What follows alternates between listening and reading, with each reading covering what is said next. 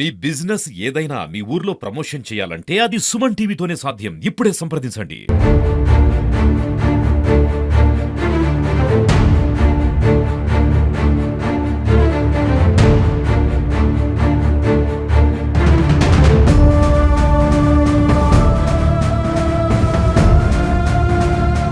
Right, welcome to Suman TV. నేను మీ చందు యాదవ్. గురు బ్రహ్మ, గురు విష్ణు, గురుదేవో మహేశ్వర, గురు సాక్షాత్ పరబ్రహ్మ, తస్మై శ్రీ గురువే నమః అంటారు. అంటే గురువు దేవుడితో సమానం అంటారు. ఈ రోజు ఆ గురువు చేసిన పనికి ఒక విద్యార్థి, సాయితేజ అనే విద్యార్థి ఆత్మహత్యకు పాల్పడ్డాడు. ఎవరైతే ఉన్నారో సమతా కాలేజీలో విద్యాబుద్ధులు నేర్పిస్తున్నటువంటి ఒక ఇద్దరు మహిళా లెక్చరర్లు చేసిన అఘాయిత్యానికి ఒక విద్యార్థి నిర్దాక్షిణ్యంగా తన ప్రాణాలను వదిలేశాడు.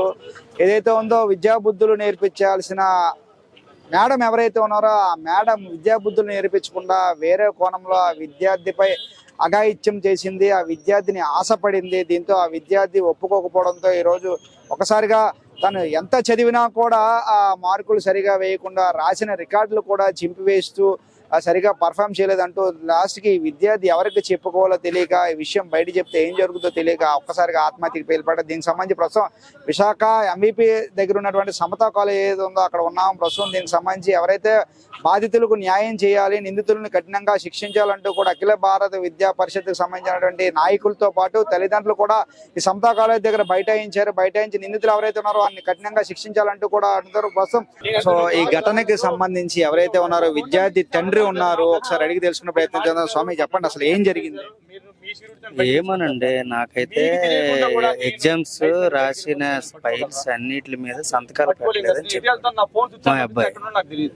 అదేమి చేయకపోవడం ఏంటి, 4-5 సార్లు రాశాడంట.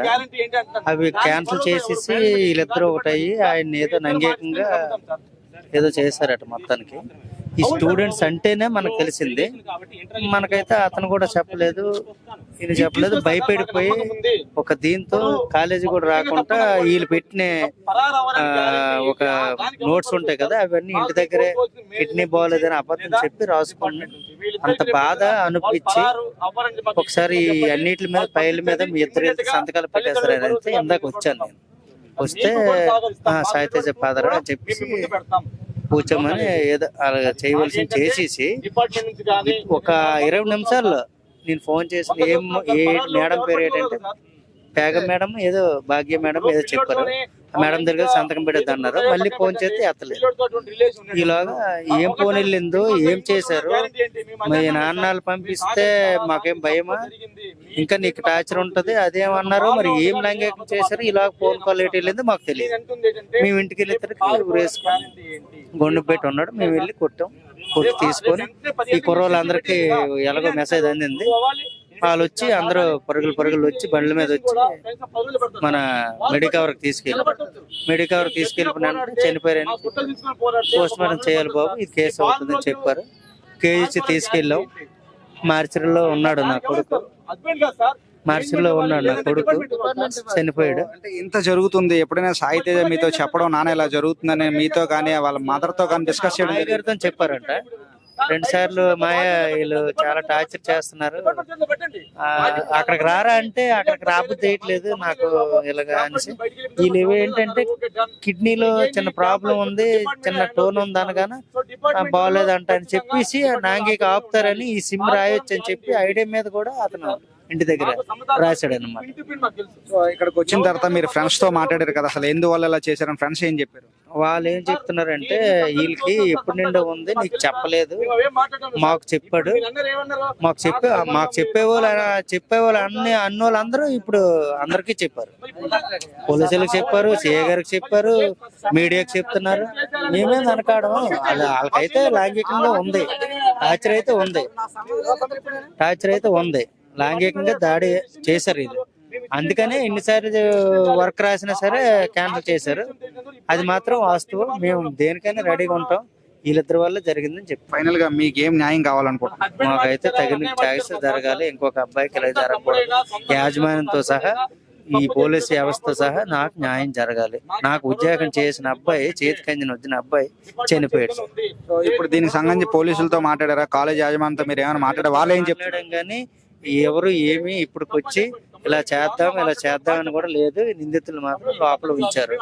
ఇప్పటికొచ్చి నాకు ఇలా చేద్దామని కానీ ఇలా ముందుకు వచ్చి కానీ బాబు ఇలా చనిపోయాడు ఎలాగయ్యిందో తెలియదు, ఇవన్నీ ఈ వెరిఫికేషన్ చేస్తున్నాం, దొరికితే నిందితుల్ని అరెస్ట్ చేస్తాం, ఇలా చేస్తాం అని చెప్పేసి ఇప్పుడు కనలేదు.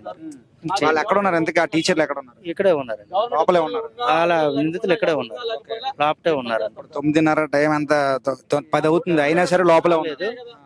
ఇప్పుడు అదే అడుగుతున్నారు బ్రదర్ తో ఒకసారి మాట్లాడితే వాళ్ళ గురించి ఏం మాట్లాడతారు అనేది మేము కోరుకుంటాం. నాకు మాత్రం న్యాయం జరగాలి, అదేనా పోలీసులు కోరుకున్నది అదే, మీడియా వాళ్ళు కోరుకున్నది అదే, మిగతా ఈ సమతా కాలేజ్ యాజమాన్యం కోరుకున్నది కూడా అదే. అదే సార్, ఇంకా స్నాకంతో ఉన్నాము మేము, ఇంక చెప్పవలసింది ఏం లేదు, నోటి మాట రావట్లేదు. చెట్టంత కొడుకు చనిపోయాడు. సాయి తేజ మీతో ఎట్లా ఉండేవాడు? బాగా చదివేవాడు ఇంట్లోనే? వాళ్ళే చెప్పారు సార్, మళ్ళీ నీ సంతకాలు పెట్టినప్పుడు కూడా వాళ్ళే చెప్పారు, చాలా బెస్ట్ స్టూడెంట్, ఆయన చూసే మేము పాఠాలు చెప్పాం, అంత బాగా చదివిన స్టూడెంట్. ఈరోజు 15 రోజులు అక్కడ చదివేటప్పుడు కూడా నాకు కాల్ చేయలేదు సార్. వాళ్ళు మనకు కాల్ చేయాలి, పేరెంట్స్ కాల్ చేయాలి కదా, మీ టార్చర్ ఎందుకు పెడుతున్నారో తెలియదు, వాళ్ళు చెప్పరు కదా టార్చర్ పెట్టినారు. ఇప్పుడు ఎందుకు రావట్లేదా, ఇప్పుడు కిడ్నీలో స్టోన్ ఉందని ఆడేదో చెప్పాడు, మరి నాకు ఇన్ఫర్ చేయాలి కదా. ఏంటి సార్ మీరు మీ అబ్బాయి ఇలా రావట్లేదు, వర్క్ పెట్టమంటున్నాడు, బాగోలేదు అంటున్నారు, ఎంతవరకు కరెక్ట్ ఎంతవరకు నిజం ఆ టీచర్లు మాకు చెప్పాలి కదండి. ఎన్ని రోజుల నుంచి ఉండిపోయాడు అసలు ఇంటికి? 15 రోజులు బట్టి. ఇప్పుడు ఈ సిమ్ ఎప్పుడే స్టార్ట్ అయ్యిందో అప్పటి నుండి ఇంటికాడే చదువుతాం. పొట్లపాలు వేస్తామని కూడా రాలేదు, పక్కన వేసి వర్క్ పోద్ది అన్నాడు.